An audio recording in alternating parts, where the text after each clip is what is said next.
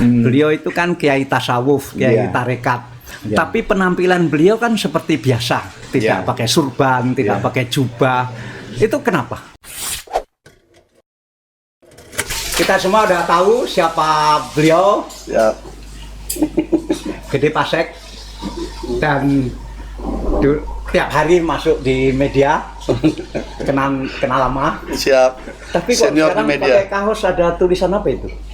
Ini kaos di mana ada tulisan dari Kiai Tar, Pak Kiai. Itu waktu pasca kejadian tanggal 7 Juli, 7 bulan 7 di Jombang, di mana aparat kepolisian yang hampir ratusan, hampir mendekati ribuan itu masuk di sana. Kemudian beliau menyampaikan sesuatu yang kalimat yang cukup menarik, yaitu bintang-bintang berjatuhan, melati berserakan, puntung-puntung terapung. Nah, ini kalimat ini kemudian dalam sekali ya, bintang-bintang berjatuhan, melati berserakan, puntung-puntung terapung. Kiai Tar. Ya, waktu itu tanggal 7 bulan 7 2002. Jadi Anda kan tokoh Hindu. Kok pakai kaos yang ajaran dari seorang kiai? ya, karena bagi saya beliau seperti menyampaikan sebuah pesan alam gitu ya. Pesan alam dengan usia beliau yang 94 tahun gitu, mampu menyampaikan sesuatu. Dan setelah bulan Juli itu kan kejadian. Setelah tanggal 7 bulan 7 ini, masyarakat bisa melihat setelah tanggal 7 ini apa yang terjadi. Ada berapa bintang jatuh, ada berapa bintang sambung, ada bintang-bintang itulah. Kan bintang-bintang yang membuat aib ke pondok kan. Nah, beliau udah sampaikan yang membuat aib ke pondok, nanti aibnya akan terbuka sendiri dan berjatuhan. Nah, berjatuhan. Dan ini ternyata waktu terakhir saya sempat tanyakan, apakah ini cerita hanya berlaku di bulan Juli saja? Ternyata beliau katakan ini masih berlanjut. Akhirnya saya berpikir, oh tampaknya menarik juga untuk mengingatkan kita semua. Anda percaya, bahwa kalau Anda ada percaya. Sebagai orang Hindu, Anda percaya kata-kata kiai? Saya selalu percaya orang yang dekat dengan doa, berarti dekat dengan Tuhan, pasti pesan alam akan lebih dekat gitu. Itu jadi, dan kemudian ketika feeling kita melihat kenyataan yang kita ikuti, ternyata memang betul. Sampai sekarang pun ada berapa bintang terus mulai berjatuhan. Otomatis ngikutnya melati berserakan juga. Oh, melati ini terkait terkait dengan bintang ini. Iya. Kan lanjutannya kan sebelum sebelum bintang adalah melati. Ini kemudian puntung-puntung terapung. Nah, ini mungkin yang lebih di bawah-bawah itu juga akan hanyut juga ikut di dalamnya. Waduh. Dan hanya beliau yang bikin kita kaget kan, ini belum berakhir itu. Makanya bagi kita ya sudah, kita abadikan pemikiran beliau untuk mengingatkan kita bersama. Kalau pegang jabatan amanah lah. Waktu beliau mengucapkan ini sampai dengar? Ada, Pak. Loh, diucapkan di mana waktu itu? Waktu itu pas peristiwa tanggal 7 bulan 7 itu ya. Nah, kan di situ ada atas nama institusi datang ke sana. Beliau juga sudah pesan banyak.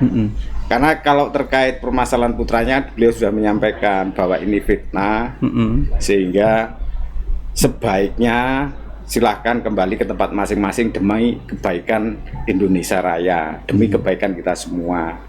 Saat itu juga disampaikan dari wakil mereka, ditanyakan langsung ke beliau. Beliau menyampaikan, kalau nanti dibuka siapa dalangnya, apa nggak malu.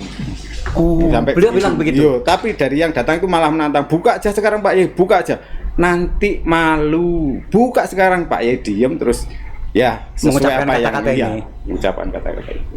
Waktu itu sampean di mana? Saya di lokasi kejadian itu, Pak.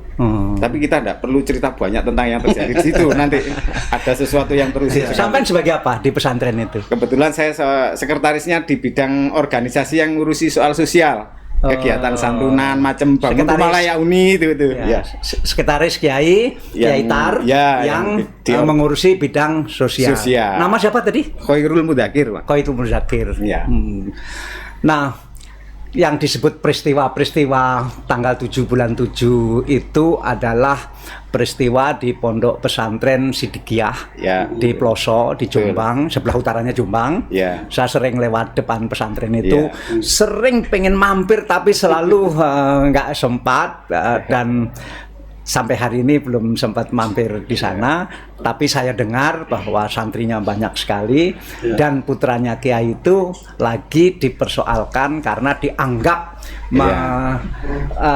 memperkosa banyak santri di sana, dan sekarang ini jadi perkara dan sudah diadili dan sedang dalam proses pengadilan. Karena itu kita tidak akan banyak bicara mengenai perkara ini. Yang menarik adalah kok pengacaranya ini seorang tokoh Hindu yang terkenal sekali, Gede Pasek. Ya, kalau lengkapnya kita Gede Pasek Suwardika. Sebenarnya kalau kita berkunjung ke pondok, sebenarnya semua nuansa itu otomatis akan terjawab. Karena di sana itu ada monumen Pancasila, kemudian ada Sumpah Pemuda, proklamasi. Jadi sejak awal memang ditanamkan nasionalisme yang sangat kuat di sana, cinta tanah air yang sangat kuat. Jadi saya pun ketika masuk ke sana pertama kali langsung klik aja, langsung nyambung saja. Karena apa? Atmosfernya memang atmosfer yang membangun tentang keindonesiaan yang sangat kuat gitu lah. Sehingga walaupun saya anggaplah dari Hindu, tidak melihat Hindunya, tetapi seberapa kepedulian kita di dalam memperjuangkan keadilan itu yang ditakar oleh beliau. Sehingga saya merasa terhormat bisa mengabdikan segala kemampuan ilmu saya untuk mendampingi Mas Beki di dalam mencari keadilan. Dan memang kita temukan sebenarnya sangat gampang, masyarakat tuh lihat aja di Google, di searching apa berita awalnya. Awalnya itu kan belasan, puluhan santri di bawah umur itu dinaikkan, kemudian distempelkan predator. Otomatis kalimat ini menghipnotis banyak masyarakat untuk membenci, karena memang dunia ini kan dunia paling dibenci oleh masyarakat kan. Apalagi anak-anak di bawah umur itu sangat dibenci. Nah, kemudian akhirnya mendapatkan tekanan dari berbagai elemen, termasuk lembaga-lembaga kita, dari KAI, Komisi Kejaksaan, Kompolnas, LPSK, semua. Ternyata akhirnya ketika berlanjut kasusnya sampai akhirnya hari ini di sidang, itu hanya tunggal korbannya. Hanya satu orang, usia 20 tahun waktu kejadian, dan hari ini 25 tahun. Peristiwanya pun masih diperdebatkan ada atau tidak. Nah, artinya apa? Antara berita yang begitu masif di peradilan opini menuju ke peradilan yang sebenarnya, gapnya sangat jauh. Ini yang kemudian kesannya kan memperkosa begitu banyak anak gitu. Iya, artinya itu ya. Dan kemudian kita kemudian telusuri, saya ya mungkin ada pengalaman jadi wartawan juga. Jadi kita cek and recheck, mencari tahu lebih dalam. Akhirnya kesimpulan saya ini kisah pelakor yang menjadi pelapor. Pelakor itu apa? Pelakor apa? Enggak, lelaki orang. Jadi pelakor. Minta maaf saya agak kuper. Ya istilah kekinian. Kenapa itu terjadi? Karena ternyata kita dapatkan dokumen-dokumen yang sangat sahih dan diakui oleh si korban yang mengaku korban bahwa misalnya soal chatting. Jadi ketika peristiwa terjadi itu sampai dengan setelahnya itu 1-2 bulan itu chattingnya intensif, itu memanggil terdakwa ini sayangku, cintaku, hal-hal yang kemudian kirim puisi cinta. Jadi banyak hal yang mencoba mempenetrasi si laki ini biar tertarik sama yang perempuan. Tetapi respon jawaban ini kan ketemu responnya. Respon jawabannya itu justru sebaliknya. Ada kekesalan lah, tapi tetap diladeni, tapi dengan bahasa-bahasa sudah kesal. Artinya itu. Kemudian ada juga mengirim foto. Yang cewek ini ngirim foto, nanya puasa sayang, saya kemarin ke Kudus. Jadi sesuatu yang sebenarnya tidak layak untuk dilakukan oleh seorang korban pemerkosaan. Dan ini diakui. Jadi bukannya chatting ini nggak diakui, chatting ini diakui di sidang. Si wanita itu jadi saksi di pengadilan. Iya, saksi pertama kan. Itu kemudian yang kedua ada surat juga kronologis yang dibuat oleh beliau. Dia akui juga di sidang. Itu pertama menceritakan pengalaman pacarannya yang sebelumnya dengan pacar sebelumnya, dia menangis di situ mengadu ke terdakwa. Kemudian ada kalimat yang paling menarik yang terakhir penutupnya. Dengan bahasa Jawa kurang lebih bahasanya, saya minta maaf bah, saya bersedia untuk menjadi istri Mas Beki. Mas Azal di situ ditulis. Artinya apa? kan nggak ada korban pemerkosaan seperti itu gitu loh. Itu jadi kisah-kisah ini membuat kita tergelitik. Haruskah seorang Mas Beki yang selama ini dibutuhkan oleh banyak orang ya? Karena kegiatan beliau ini kan banyak. Misalnya di RSC dan RSTMC, beliau ini mengabdikan diri membantu masyarakat tidak mampu atau siapapun dia berobat gratis. Oh, terkenal kalau itu. Ya, gratis loh. Kemudian bahkan dia menyiapkan kendaraan khusus untuk mencari orang-orang sakit di pedesaan yang pedalaman. Khusus untuk dibawa ke sana, kalau nggak sembuh dibawa ke rumah sakit dan dibantu pembiayaannya. Itu satu. Kemudian yang kedua, beliau juga membantu orang-orang janda-janda tua yang ditinggal keluarganya, itu disangoni ini kan tiap bulan. Oh, itu terkenal. Nah, artinya kegiatan sosialnya begitu banyak. Belum lagi kemudian beliau harus bertanggung jawab untuk kegiatan mengembangkan pabrik rokok. Tapi kan antara tujuan dan kegiatan sosial kan memang tidak ada hubungannya. Artinya kan begini, begitu banyak orang berharap dengan peran beliau. Hari ini beliau harus kemudian di dalam penjara. Ini kaitannya dengan apakah layak ditahan atau tidak ditahan. Begitu banyak orang berharap kegiatan itu beliau bisa hadir untuk membantu banyak orang. Kemudian beliau harus ditahan dengan kasus seperti ini. Gitu. Kalau misalnya beliau memang melakukan layaknya predator ya, banyak santri di bawah umur rasa banyak, silakan. Tapi kan problemnya kan tidak begitu. Di dakwaannya hanya satunya ini pun juga ada chatting mesra, ada surat, ada ini, sehingga kita kok haruskah begini gitu loh. Apalagi kemudian terakhir dituntut dengan sangat tinggi sekali 16 tahun. Oh, 16 tahun. 16 tahun itu 12 tahun pasalnya, 4 tahun tambahannya karena ada 2 kejadian. Ini kemudian membuat kita berpikir, haruskah hukum kita dibuat seperti ini? Artinya begini loh, satu pun tidak ada ruang membuat Mas Beki itu istilahnya di dalam hukum itu faktor memperingan. Nggak ada, 1 hari pun nggak ada. Padahal faktor memperingan itu misalnya gini, berlaku sopan di dalam persidangan itu pun sudah memperingan. Kemudian memiliki banyak tanggungan yang harus karena dulu nggak pernah mau menyerah itu. Nah, ceritanya itu bukan tidak mau menyerah. Status DPO itu kan dilabelkan ketika Mas Beki melakukan gugatan pra peradilan. Kenapa melakukan gugatan pra peradilan? Karena diambangkan status tersangkanya. Kan kalau nggak keliru sudah pernah SP3 kan ya? Iya, sudah pernah kasus SP3. Jadi sering Mas Beki ini langganan. Kalau kasus A nggak kena, lanjut kasus B. Kan lama-lama jengkel juga kan, warga negara diperlakukan seperti itu kan jengkel juga. Dan setiap kasus itu di SP3? SP3 dihentikan tanpa alasan yang jelas. Kemudian yang terakhir ini malah kebalikannya. Dari melapor nggak pernah diperiksa.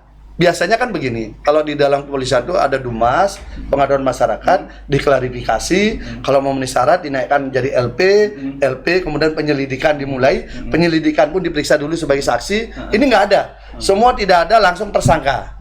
Nah, bersamaan dengan itu, waktu itu Pak Kiai lagi sakit. Sehingga beliau lebih fokus mengurus Pak Kiai daripada mengurusi panggilan-panggilan rutin yang sekian tahun harus beliau hadapi. Nah, singkat cerita, label tersangka ini cukup panjang.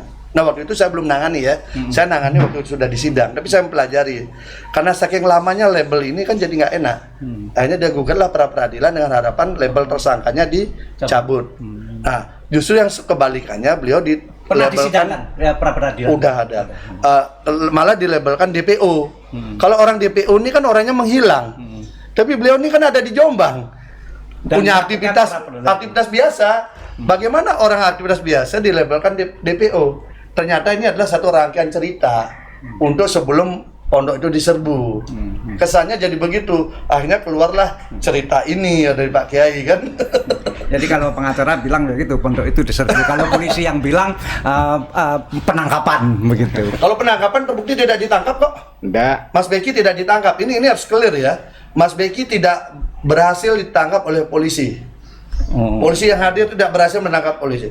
Tapi Pak Kiai sudah menyampaikan, saya akan antar anak saya ke Polda. Jadi artinya apa?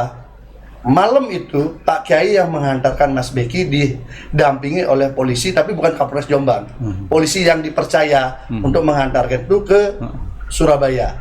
Jadi Mas Beki menyerahkan diri. Polisi tidak berhasil menangkap. Jadi biar nggak dibalik-balik nanti ini. Padahal hari itu dramatik sekali. Dramatik dan banyak barang, jujur aja. Dramatik dan sampai orang bilang ini apa sengaja dibuat dramatik ya begitu. Orang bilang begitu. Karena tapi sampai memang dramatis. sekian ratus sangat dramatis. CCTV juga pada diambil, dihapus juga. Jadi kalau hari ini kita cerita Sambo, CCTV hilang, dihapus, kemudian Kanjuruhan, CCTV hilang. Bagi saya itu sebenarnya sudah dilatih juga di Jombang gitu. Di Jombang juga sama, CCTV-nya dihapus gitu. Tapi kan ada dokumen-dokumen lain bahwa bagaimana perlakuan aparat berlebihan di sana. Karena Mas Beki ini kan bukan teroris, tapi perlakuannya kan melebihi itu. Agenda apa? Itu. Tapi akhirnya sudahlah, pelakunya kan sudah berjatuhan. Kewenangan yang dilakukan itu. Waktu itu saya mengikuti live yang dibuat para santri kelihatannya. Jadi ada live streaming. Jadi saya ikuti, pengen tahu, kan tegang sekali, tegang sekali sampai saya sesama orang dari pesantren, ini ada apa ini begitu, tinggal tegang sekali saya ikuti, luar biasa. Dari pagi jam 8 sampai jam 1 malam loh itu. Itu nggak ada tindakan dari polisi untuk menghentikan live streaming itu waktu itu? Nggak ada, malah dibuat ya biasa untuk memperkuat bumbunya itu aja malahan. Padahal faktanya tidak seperti itu. Saya bikin itu seakan-akan sudah dibawa, ternyata itu bukan. Jadi cukup banyak sandiwara. Berapa tahun jadi santrinya Kiai Tar? Saya sejak tahun 86. Lama ya, udah lama, dari kecil saya tahu persis di sana. Kapan kenal? Saya nggak kenal, kalau teman-teman Hindu saya sering, karena saya sering mengantar bantuan itu semacam rumah layak huni itu kan sasarannya multi agama, Pak. Ya, kebetulan di Bali. Pandang agama. Iya, di Bali kebetulan 2 tahun ini ada suaminya bedande, istrinya janda lama, ditinggal sendiri, rumahnya tidak layak, kita bangun sehingga kenal adat-adat orang Hindu. Tahun ini juga teman. Saya lihat ada semacam paguyuban santri-santri Kiai Tar yang ada di Bali ya. Ada. Karena kalau perwakilan organisasi dari semua provinsi ada. Hampir 155 kabupaten kota. Nah, jadi Pak Gede ini mulai kapan menjadi pengacaranya? Pas mulai sidang. Bukan sejak awal ya. Bukan sejak awal. Mungkin kenapa apakah nggak sulit memahami dunia pesantren? Apapun ini kan yang dibela ini kan urusan kaitannya sama pesantren. Iya. Bagi saya kehidupan pondok itu bukan hal yang baru ya, karena gitu kita banyak punya teman kan, teman-teman kita kan banyak dari santri ya semuanya. Di Jakarta kan banyak, kita udah bergaul dengan cukup erat, termasuk juga Mas Anas kan isinya juga kan dari pondok pesantren Kerapia. Jadi kita udah terbiasa melihat dunia pesantren juga, dan kita kagumi juga bagaimana pola pendidikan tradisional khas Nusantara itu mampu mendidik orang dengan cukup bagus dengan cara yang tradisional, tapi secara kualifikasi dia punya keteguhan bagus memegang prinsip. Ini kan termasuk prinsip kebangsaan. Ya. Dan kemudian terlebih dengan yang di pelosok itu kan begitu sidang pertama saya langsung ke lokasi. Jadi sudah pernah ke pelosok? Udah berapa kali. Begitu kejadian lah, begitu sidang pertama saya langsung ke lokasi, saya melihat di sana di mana lokasi yang didakwakan semua saya cek dulu semua. Kalau logika kita kan harus jalan bahwa bagaimana jarak dan semuanya, semua saya udah ukur itu. Karena ada cerita jam 2.30 dini hari si cewek ini katanya berangkat ke TKP. TKP ini jaraknya 30 sampai 45 menit kalau naik kendaraan. Kalau malam hari jam segitu pasti sepi kan. Nah, bagaimana dari sini ke sini? Sampai sekarang tidak terjawab. Tapi peristiwanya ada. Ini kan aneh sebenarnya. Kenapa itu harus ada? Karena untuk menambah sepertiga hukuman. Jadi ada pasal 65 itu untuk menambah sepertiga hukuman dari hukuman induk apabila dilakukan beberapa kali. Jadi dibuatlah satu peristiwa lagi tambahan. Tapi peristiwa ini menjadi mentah. Kenapa? Ada 3 nama yang dicatut di dalam peristiwa itu. Abdul Basit, ada Edwin, ada Aji. Apa itu? Nama-nama orang disebutkan ini terlibat ketika si korban ini, si yang mengaku korban ke TKP. Bisa jadi saksi maksudnya. Nah, saksi. Disebutkan dalam dakwaan. Tetapi ketika di sidang semua membantah, nggak ada peristiwa itu. Nah, tapi lalu, ditemukan orang itu, 3 orang itu. Iya, kita hadir di sidang. Satu dihadirkan oleh JPU, yang 2 kita berjuang menghadirkan. Nah, karena tiga-tiganya hadir. Karena itu ada di dalam dakwaan dan diceritakan juga oleh saksi, diakui oleh saksi korban. Akhirnya kita cross check semua, nggak ada itu. Untuk apa saya jam 2.30 mengantarkan ke sana? Itu logis. Dan sampai sekarang pun saya tidak pernah mengantar yang bersangkutan. Nah, itu satu, yang naik motor. Yang dibilang melihat chat ancaman itu juga mengatakan nggak pernah. Saya nggak pernah kejadian itu. Apalagi yang terakhir yang katanya menjemput menerima beliaunya datang, nggak ada. Jadi bagaimana 3 nama dicatut dalam dakwaan? Tapi kemudian ketika dihadirkan mereka mengatakan tidak ada. Nah, haruskah kemudian itu dihukum 16 tahun? Ini yang saya bingung. Sebagai mantan ketua Komisi 3 itu kita bingung juga lihat hukum kayak begini. Jadi ini mantan ketua Komisi 3 DPR yang sekarang terkenal sekali, pada zaman itu juga terkenal. Dan kalau tadi ada disebut nama-nama Anas, itu maksudnya adalah Anas Urbaningrum. Iya. Dan ini adalah sahabat terbaiknya. Sebentar lagi keluar lagi. Itu juga korban kriminalisasi juga. Kalau padahal kan korban dikibuli lah sama beliau. Kalau ini korban kriminalisasi. Move on. Nah, beliau juga move on. Sekarang ini beliau ketua umum partai baru, Partai Kebangkitan Nusantara. Partai Kebangkitan Nusantara. Iya. Yang lumayan masuk 18 partai yang lagi verifikasi. Ini baru saya lihat, baru satu partai yang ketua umumnya orang Hindu. Iya. Atau ya orang Hindu. Ada memang. Belum. Berani. Ya kan Nusantara kan. Kalau Nusantara kita udah nggak memandang perbedaan lagi. Yang kita pandang Nusantara itu satu. Pak Gede Pasek ini sudah ketemu langsung dengan Yai Tar. Sudah berapa? Yai Tar ini nama lengkap beliau? Muhammad Mokhtar Mukti. Muhammad Mokhtar Mukti. Sudah berapa kali? Sudah berapa kali. Ya.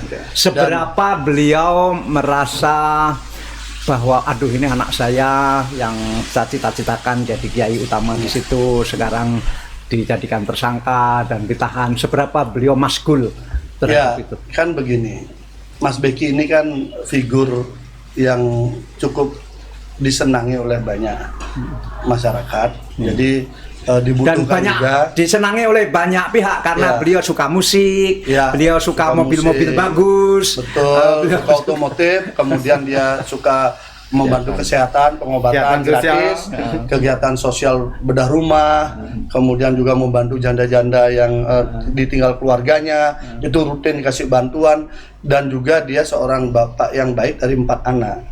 Padahal kalau dilihat, saya kan sempat bicara dengan Mas Beki, kalau Mas Beki mau, dia kan masih punya jatah untuk punya istri.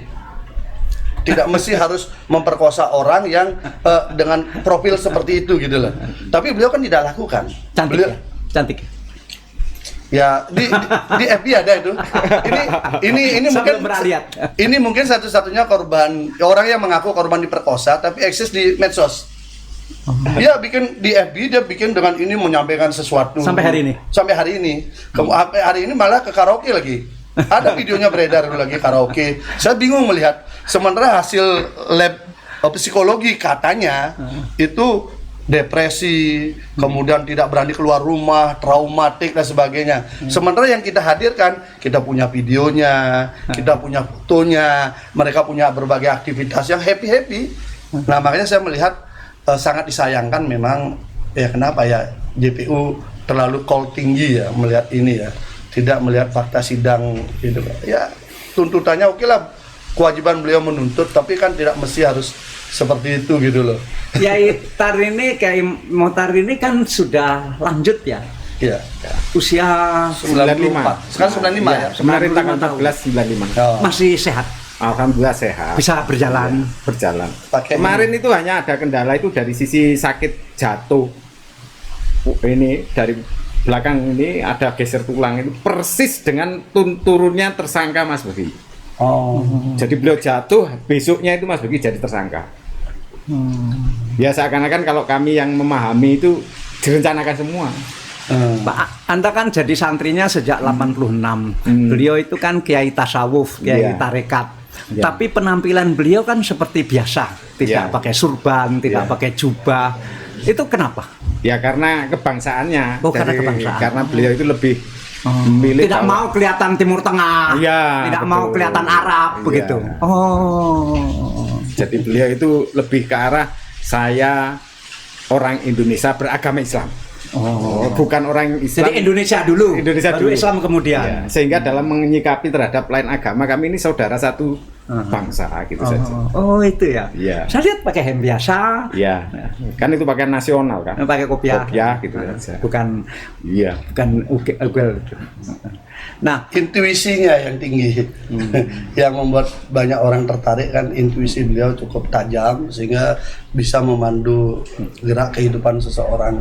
Dalam dunia tarekat itu intuisi tajam itu karena didapat dari ngelakoni itu melakukan tirakat yang luar biasa. Beliau kan suka tirakat jalan kaki ya. Jalan dulu kaki. Dari waktu muda jalan kaki. Kalau sekarang ini ya tirakatnya tinggal istirahatnya hanya 1-2 jam sehari semalam, makannya tidak lebih dari 3 sendok. Satu hari makan tidak lebih 3 sendok. Sekali makan itu. Jadi mungkin kalau jadwal rutinnya 3 kali ya 3 kali 3 sendok. 3 kali paling banyak itu. Sampai sekarang tidurnya enggak banyak istirahat. Setahu saya sih. Tapi kalau aktivitas rutin ya seperti biasa. Jadi kalau pagi gitu ya masih ngobrol dengan. Ini kan beliau ini kan mursyid tarekat Sidikiyah. Betul. Yang kemudian beliau peroleh Sidikiyah itu dari kiai di Banten, Mbah Su'aib Jamali. Su'aib Jamali, kemudian ujung-ujungnya kan di Abu Bakar Siddiq. Ya. Karena itu disebut Sidikiyah. Iya. Ya. Betul sekali. Jadi kalau dari silsilah yang tersebut di dalam kitab Fathul Arifin itu beliau ke-38. Oh, mursyid ke-38. Ya. Karena wasilahnya harus jelas. Kalau dari sang gurunya beliau supaya mengembalikan nama aslinya, balikan lagi ke nama Sidikiyah yang tersebut di Tanwirul Qulub, itu bahwa silsilah dari Abu Bakar Siddiq sampai Syekh Abu Yazid Bustami itu namanya Thariqat Sidikiyah. Jadi hanya mengembalikan namanya supaya tetap di awal. Setelah itu kan dinisbahkan nama-nama tokohnya sama daerahnya. Ya. Terutama yang di Parsi, yang di mana-mana. Nah, ini kan pesantren ini kan Pak Yai terganggu karena putranya jadi tersangka, ini reputasi yang begini besar, kemudian terganggu, putranya sendiri yang memimpin sehari-hari juga lagi ditahan. Sekarang aktivitas di Sidikiyah sehari-hari seperti apa? Kalau aktivitas berjalan seperti dulu-dulu sebelum pandemi itu, kegiatannya juga masih sudah pulih lagi setelah pandemi. Bahkan kemarin hari santri itu beliau memimpin langsung peletakan batu pertama untuk bangun masjid yang ala Uzbekistan modelnya.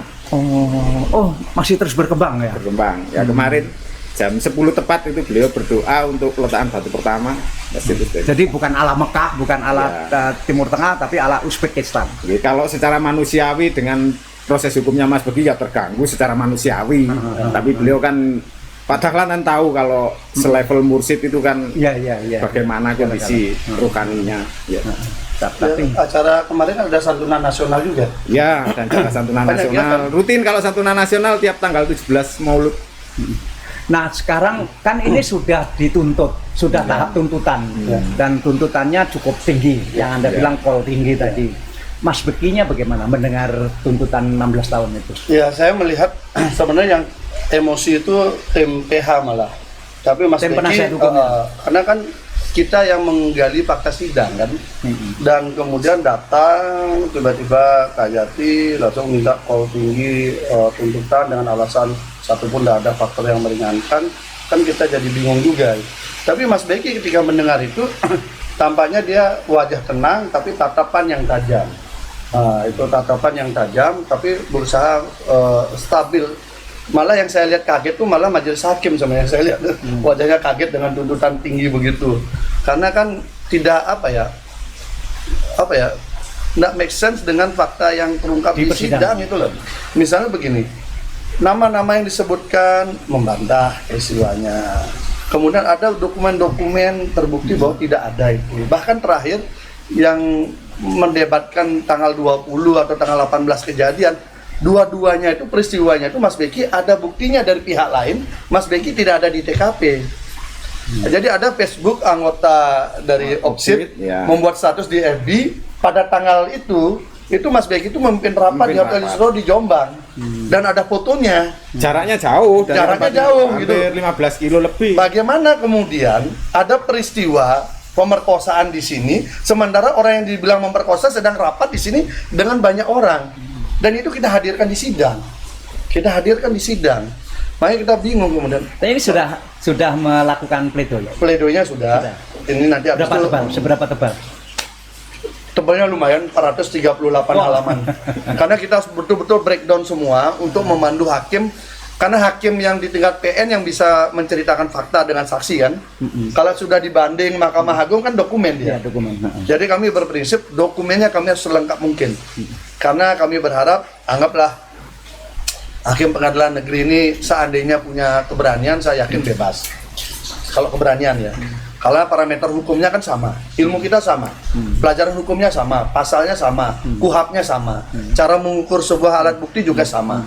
Kalau itu dipakai parameter, saya yakin bebas. Tapi kan faktor hukum di Indonesia kan bukan itu saja. Ada faktor lain.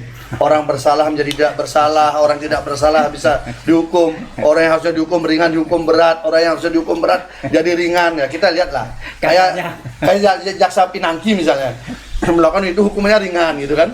Jadi ada juga yang ini. Jadi udahlah kita melihat itu fenomena itu, maka kita tidak bisa bicara hukum dari sudut ini kan gitu. Makanya saya bilang antara yang di sini sama yang di sini tinggal keberanian hakim.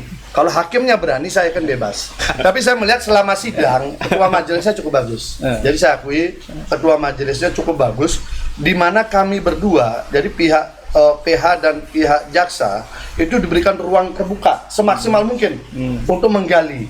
Nah, kesempatan diberikan maksimal menggali ini bagi kami ini starting point yang bagus. Jadi hakim tampaknya ingin mengabadikan begini. Semua pihak merekam. Jadi perdebatan awal itu saya maunya rekamnya live. Hanya wajah orang dengan suara. Tapi hanya karena sidangnya tertutup disepakati suara saja. Jadi hakim merekam, jaksa merekam, kami merekam. Otomatis rekaman ini kan sama. Tidak mungkin dimanipulasi. Nah, saya melihat hakim mencoba menghadirkan objektivitas dari awal proses. Kemudian yang kedua, kita diberikan ruang yang sama. JPU bertanya silahkan 1 jam, Anda bertanya 1 jam. Kurang, tambah lagi 1 jam, atau 40 menit, atau 30 menit sama. Silahkan. Terus diberikan ruang itu. Nah, ruang ini bagi kami sangat bagus, karena kami bisa mengeksplorasi fakta-fakta itu menjadi lebih mendalam. Contohnya begini, yang saksi yang aku korban nih, awal mula dia mengaku tidak tahu tulisannya siapa gitu loh.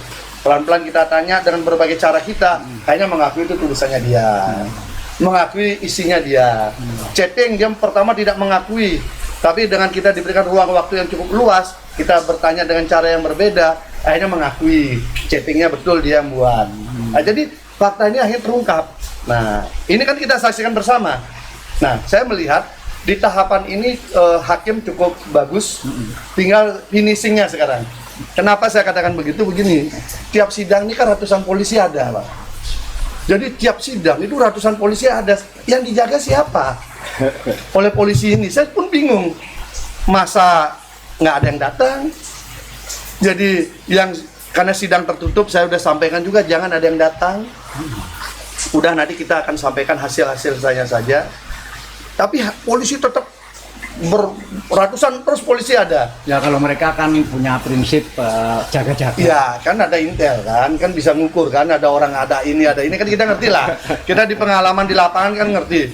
Akhirnya saya berpikir ini polisi ini kira-kira untuk menjaga keamanan massa yang mau datang atau memberikan pesan kepada majelis hakim, kamu jangan main-main loh. Soalnya ini penyidikan ini dimulai dari polisi. Apalagi ini penyidikan ada sprindiknya 3. Kasusnya Mas Beki ini sprindiknya 3. Lalu nasib 2 sprindiknya apa? Untuk laporan 1 laporan ini ada 2 sprindik, 3 sprindik. 2 nasibnya nggak jelas. Nah, dulu nggak dimasukkan dalam pra peradilan itu. Itu kan yang nangani yang berbeda. Ya kan biar saya nggak salah ya. Kemudian yang kedua P19. P19-nya ini totalnya ada 6. Karena bolak-baliknya itu. Sementara aturannya bolak-balik itu maksudnya polisi mengirim ke jaksa, jaksa ngasih catatan kurang lengkap dibalikkan lagi ke polisi, dibalikkan bolak-balik itu maksudnya begitu. 6 yang kita tahu katanya lebih. Nah, itu kan urusannya mereka berdua. Dan kemudian ada aturan kalau sampai 3 kali, saya kira seluruh jaksa, polisi, penyidik tahu lah. Seluruh jaksa, penyidik seluruh Indonesia tahu, termasuk jaksa agung, hakim, mungkin dia tahu semua. Bahwa kalau udah 3 kali kasus sudah SP3. Ini kasus ini tidak. Tetap running ya itu kan. Nah, akhirnya yang kemudian dari penuntut umum sebenarnya sudah bagus. Penuntut umum yang lama ya, catatan-catatannya bagus karena dia meragukan. Ini Jombang melakukan visum gitu misalnya. Visumnya 3 kali surat visum dari Jombang. Semua pro justisia. Kan meragukan jadinya kan? Karena ada hasil berbeda satu. Dimintalah visum ulang di rumah sakit di Surabaya, Bayangkara. Artinya kan mau cari pembanding. Artinya langkah P19-nya jaksa ini benar, tapi ditolak oleh pelapor. Oke, itu. Yang kedua, mungkin karena begitu ada usulan lagi, coba pakai lie detektor. Kayak Sambo kan pakai lie detektor. Pakai lie detektor. Oke. Si tersangka nih, terdakwa sehari ini, Mas Beki, saya mau lie detektor, tapi berdua ya. Nah, di dalam peristiwa lie detektor yang kita tahu, biasanya korban yang paling semangat, terdakwa atau tersangka ini yang mengelak, karena pelaku kan. Ini kebalikannya. Mas Beki minta silahkan lie detektor, tapi bareng-bareng, biar ketahuan siapa yang bohong. Ini yang menolak. Artinya apa? P19-nya JPU sebenarnya waktu itu sudah bagus. Sayangnya menolak, tapi kasusnya tetap dibawa ke pengadilan. Ini yang jadi aneh gitu loh. Berarti ada kekuatan di luar itu yang menekan, kan begitu. Saya nggak usah cerita tentang tukang cat lagi lah. Jadi ini fakta. Jadi dokumen-dokumennya otentik dan orang-orang semua bisa nguji. Coba sekarang tanya semua JPU. Kalau misalnya 3 kali bolak-balik P19, apa tindakan yang dilakukan? Pasti SP3. Nah, tanya juga penyidik, kalau saya 3 kali bolak-balik, apa yang dilakukan? Pasti SP3. Lah ini 6 kali lebih, kok berlanjut ke pengadilan? Nah inilah kisah yang hari ini kita sedang tonton ini. Kalau di mata santri Pak, seberapa santri terganggu oleh peristiwa ini? Kalau peristiwa ini kan sebenarnya sudah lama, jadi berusaha itu memangkas nama baik Mas Beki ini dengan pola-pola fitnah ini. Makanya kami ini keyakinannya kami santri ini kuat bahwa ini fitnah gitu loh. Cuma detail jelasnya terbukti di fakta sidang yang disampaikan Pak Pasek ini kami baru paham. Karena menurut pandangan kami itu sudah tidak mungkin terjadi di situ. Sejak kapan fitnah-fitnah itu mulai dibangun? Kalau dari sisi Mas Beki sendiri itu sebenarnya dari kecil.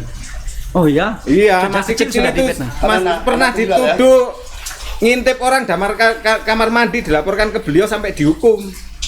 Padahal tidak terjadi. Yang hukum siapa? Pak Yai? Pak Yai kan, karena begitu ada laporan tanpa diusut. Karena kan laporannya kan ada ini langsung dihukum, itu sudah kecil, dibully nama baiknya itu. Tapi ujung-ujungnya ya di saat ini saat semua mau dianggaplah orang sukses ini kan ya, dari semua sisi kan pengaruhnya juga kuat. Seberapa sukses sih sebetulnya Mas Beki itu Pak? Kalau pandangan kami sih ya luar biasa ya, karena tapi waktu dekat ini dari mulai kan punya banyak perusahaan ya, cuman punya kan kalau Ferrari ya punya Lamborghini, sekarang kan nggak ada kan itu. Jadi lebih banyak hasil usahanya ini diarahkan ke pembangunan dan kegiatan sosial. Sehingga bagaimana hubungan Mas Beki dengan istri muda beliau? Ya otomatis kurang baik karena memang istri muda bapaknya maksudnya. Ya karena yang sumbernya itu dari istri muda itu. Tapi beliau kan sudah nyampaikan itu sudah mantan keluarga, mantan anak. Sudah istri. Sudah tidak dianggap sebagai istri lagi. Tidak. Tapi tidak resmi cerai. Ya karena tidak resmi juga nikahnya. Oke. Setahu saya, mohon maaf ya. Setahu saya. Nikah agama. Kalau di kakak memang dari dokumen sidang kakak itu hanya dengan punya isop saja. Kalau saya tahunya kan dari otentik itu, Pak. Iya. Kakaknya hanya beliau sama ibunya Mas Beki. Mas, kalau kita bicara istri muda itu jangan dibayangkan istri muda itu umur 17 atau umur 22. Meskipun istri muda tapi sebetulnya kelihatannya lebih tua dari istri yang pertama. Kelihatannya. Mungkin ya, istri duluan sama istri belakangan gitu. Karena selisihnya memang 5 tahun. Jadi lebih tua. Lebih tua. Lebih tua dari istri datanya lebih lebih belakangan kan makanya. Jadi istilah duluan sama belakangan ya. Gitu. Bukan dua sama muda jadi. Dari sisi sana kan anaknya juga banyak. Cuma nggak ada yang kerja keras cuma Mas Begi aja. Nah, posisi Mas Begi sebagai anak tunggal saya kira menjadi mungkin utama. Ya ini pelajaran bagi semua orang kalau punya istri dua seperti itu, rumahnya jangan berdekatan. Oh iya. Ini rumahnya gandeng. Ya, rumahnya gandeng. Gandeng. Ya, mungkin sekarang udah enggak. Sekarang udah enggak. Selama ini. Rumahnya gandeng. Ketika masih sesama menjadi istri mungkin nggak apa-apa, tapi ketika yang di sini anaknya sudah banyak, yang di sini anaknya sudah banyak, itu memang bisa timbul banyak masalah. Sebenarnya tidak ada masalah. Kalau nggak ada masalah, kalau nggak ada bibit-bibit sakit, nggak toma, nggak serakah kan nggak ada masalah. Sebenarnya sudah dibagi juga ya. Iya kan Pak Yai itu perhatiannya luar biasa. Meskipun situasi seperti itu masih diberi rumah. Artinya bahkan beliau istri yang muda itu juga diberi rumahnya juga banyak. Rumahnya juga banyak. Tanahnya juga banyak. Jangan dikira itu kayak orang ditelantarkan gitu ya, enggak. Beliau luar biasa adilnya. Bahkan kalau ditanya Pak Yai itu membelanjakan lebih dari belanja, dihabiskan 7 turunan enggak habis itu. Cuma karena Mas Begi ini lagi di akhir-akhir ini kan lagi naik top lah. Pak Daglang kan tahu juga kan. Karya beliau Metafakta sama Oxytron itu kan menarik juga. Beliau memang pinter organ ya. Iya pinter, tapi setahu organ saya atau gitar. Semua musik itu kelihatannya. Semua musik ya. Organ paling dikuasai organ. Tapi memang beliau itu kan berhasil menciptakan Metafakta dan Oxytron ini dengan pola bagaimana melakukan refresh dan pengobatan dengan pendekatan frekuensi, gelombang, cahaya dan suara. Nah, itu dia teliti sampai kemudian sudah mendapatkan dari Kumham. Nah, kisah ini kemudian dibelokkan seakan ini klinik magis yang kemudian ke dukun-dukunan untuk di kasus ini gitu loh. Padahal ini masa Kumham mengeluarkan urusan perdukunan kan tidak mungkin. Jadi ini murni hasil riset dia secara ilmiah karena dia menyukai musik, healing lewat musik, healing lewat suara dan cahaya. Saya pun pernah nyoba. Jadi kadang biasa kita wartawan nih kan, mantan wartawan nih kan ingin nyoba kan. Ketika saya lelah, saya datang situ tuh di terapi begitu. Kemudian memang berpindah tidur, memang badan jadi segar. Jadi ada Mas healing. Menguasai healing. Healing dengan metode frekuensi. Iya, frekuensi dan suara dan cahaya. Suara dan cahaya. Sehingga cahaya itu berubah-ubah dan kita kemudian berpindah-pindah sesuai dengan arah itu. Nah, dan saya rasakan sendiri, memang badan jadi lebih segar. Dan paling enggak kan psikologis kita diobati kan. Nah, ini sangat ilmiah, tapi dibelokkannya itu ke klinik. Beliau Pak Yai Tar tahu bahwa Anda pakai kaos ini. Ya. Pernah baru bertemu beliau memakai kaos ini. Ini baru selesai. Oh, baru selesai. Tapi sama Bu Nyai saya sudah sampaikan. Saya mau membuat ini, kemudian beliau sampaikan, oh ya silahkan. Dan ini sekarang tim hukum semua pakai dan mungkin tampaknya akan banyak yang pakai. Untuk saling mengingatkan orang-orang punya jabatan yang sudah angkat bintang, yang masih melatih, amanahlah dengan jabatannya karena itu milik rakyat. Kalau dia tidak amanah, maka dia pasti akan berjatuhan pada saat. Jadi bintang-bintang berjatuhan, melatih berserakan ini terjadi berapa hari setelah beliau mengucapkan itu ya? Hanya berapa hari? Selisih jam Pak, kan waktu itu peristiwa tanggal 7 bulan 7, peristiwa Sambo tanggal 8 9. Masih ditutup, hari Seninnya baru terbongkar meninggal. Gitu ya? Iya. Hitungan hari kan. Hitungan hari. Ya kita lihat nanti apakah masih banyak bintang yang jatuh dan melatih yang berserakan. Terima kasih Pak. Sama-sama.